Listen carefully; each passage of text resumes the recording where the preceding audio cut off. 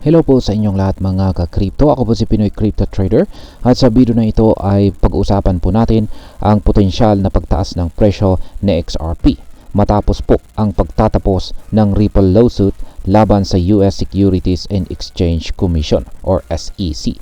Ayon po sa mga crypto analyst, posibleng umabot daw ang presyo ni XRP sa isang bagong all-time high o pinakamataas na presyo nito sa kasaysayan nito. Ayon po kay Egra Crypto, isa po siyang kilalang analyst, sa XRP ay maaari daw pong pumalo sa $5 hanggang $6 at may posibilidad pang umabot ito sa $10. Isa pang analyst na si Bitcoin Ape ay nagsabi rin na ito ang minimum target price, habang si Ammonix ay may optimistikong nagsasabing maaring umabot si XRP sa $20, lalo na't may 18 or 18 XRP exchange traded funds na paparating. Ayan. Ano nga bang ibig sabihin nito para sa atin bilang mga Pinoy crypto traders at investors na XRP? Totoo nga ba ang mga prediction ito o bahagi lamang ng hype? Kaya yan po ang siyang ating aalamin sa video na ito. Pero bago po tayo magpatuloy ay pakibasa na lamang po ang disclaimer dito sa ibaba ng ating screen. Ayan, bakit tataas ang presyo ni XRP? Isa po sa mga pinakadahilan kung bakit inaasahang tataas ang presyo ni XRP ay ang pagtatapos ng Ripple lawsuit laban sa SEC. Matagal na pong nasangkot sa legal na labanan ang Ripple, ang kumpanya po sa likod ng XRP, kung saan ay inakusahan ito ng SEC na nagbebenta ng unregistered securities. Dahil dito ay marami pong investors ang nag-atubiling bumili ng XRP at naapektuhan ang presyo nito sa market. Ngayon, dahil tapos na po ang kaso, nagkaroon na ng mas malinaw na direksyon ang XRP. Ayon po sa mga analyst, ito ang siyang magpapasimula ng isang bullish rally o ang mabilis na pag-angat ng presyo. Bukod dito ay may iba pang fundamental factors na nag-uudyok sa posibleng pagtaas ni XRP. Yan, yung una ay ang Fibonacci levels at technical analysis. Ayan. Ayon po kay Egra Crypto, sa XRP ay matagumpay po na nagawa niyang manatili sa Fibonacci 1.0 level sa loob ng 3 magkakasunod na buwan. Ngayon ay ano nga bang ibig sabihin nito? Ayan, ang ibig sabihin nito ay patuloy po na nagkakaroon ng full body candle closures na isang indikasyon ng matibay na trend pataas. Ayan. Pangalawa ay ang paparating po na XRP Exchange Traded Funds. Ayan, or ETF. Ang ETF ay mga investment funds na naglalaman po ng iba't ibang asset, kabilang po ang cryptocurrency. Kung maisasama po sa XRP sa mga ito, mas marami pong institutional investors ang maaring bumili ng XRP na siyang magtutulak sa presyo nito pataas. Ayan. Pangatlo ay meron pong intraday bullish flag.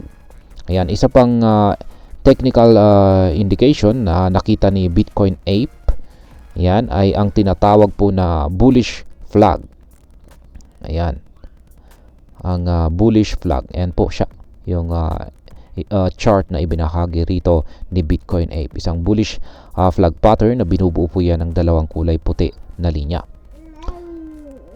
Ayan, isa po itong chart pattern na nagpapahiwatig or nagsasabing may paparating na breakout. Ayan, linagyan po niya yung arrows. Ayan. Yan po yung kulay itim na arrow. Ayan, na mahaba. Yan po yung kanyang projected price movement sa hinaharap. Ayan, kung tataas po yan, ayan, magkakaroon siya ng breakout sa upper portion ng bullish flag pattern na ito. At ayan, magtutuloy-tuloy po siya pataas. Yan, at ang panghuli ay ang overall market sentiment. Yan, hindi lamang po sa XRP ang umaakyat, kundi pati na rin ang buong crypto market. Kapag bullish po si Bitcoin at ang iba pang mga major cryptocurrencies, madalas ay sumasabay rin ang mga altcoins tulad ng XRP. Ngayon ay gaano nga ba kataas ang posibleng itaas ni XRP? Ayan. Ayon po sa iba't ibang prediction, dito po kay Egrag ay sabi niya sa short term target po niya is $5 to $6. Ayan, $5 to $6. Dito naman po kay Bitcoin Ape, ayan, ang kanyang minimum target ay nasa $10. Ayan, kay Ammonix naman ay kung magtatagumpay daw po ang 18 XRP ETF ay maaari daw pong umabot sa $20 ang presyo ng XRP. Kapag nangyari po ito ay magiging isa ito sa pinakamalaking paggalaw ng presyo sa kasaysayan ng XRP. Ngunit tandaan po natin, hindi po ito garantiya. Ang crypto market ay kilalang volatile, kaya kahit gaano kaganda ang analysis, may posibilidad pa rin bumaba ang presyo kung may mangyaring negatibong balita. Ayan, bilang panghuli ay ano naman ang aking masasabi tungkol dito. Kung nakabili ka po ng XRP sa mababang halaga, maaring triple o higit pa ang kita mo kung totoong ang aabot sa $10 to $20 ang presyo nito. Maliban dito ay kung naging stable at mataas ang presyo ng XRP, mas marami pong negosyo ang maaring gumamit nito bilang mode of payment o remittance. Ayan. At ang panghuli ay posibleng mas maraming exchanges at saka financial institutions, hindi lamang po sa ibang bansa, kundi kasali po ang Pilipinas na mag-alok ng XRP related products gaya po ng staking, lending, or trading derivatives. Ngunit tandaan po natin na may risk pa rin ito. Kung masyado pong mataas ang expectation ng market at hindi po maabot ang target price, maaring bumagsak din ang presyo. Kaya mahalaga pong mag-research at hindi lamang po umasa sa hype. At sa kabuuan, meron pong malaking posibilidad na tumaas ang presyo ni XRP dahil sa pagtatapos ng Ripple lawsuit. Ang fundamentals at saka technical analysis ay parehong nagpapakita ng bullish signals, lalo na kung magiging matagumpay ang pagpasok ng mga XRP ETF. Gayunpaman, dapat po tayong maging maingat. Ang crypto market ay napakabilis pong magbago. Hindi dahil may magandang prediction ay siguradong tutuloy na ito.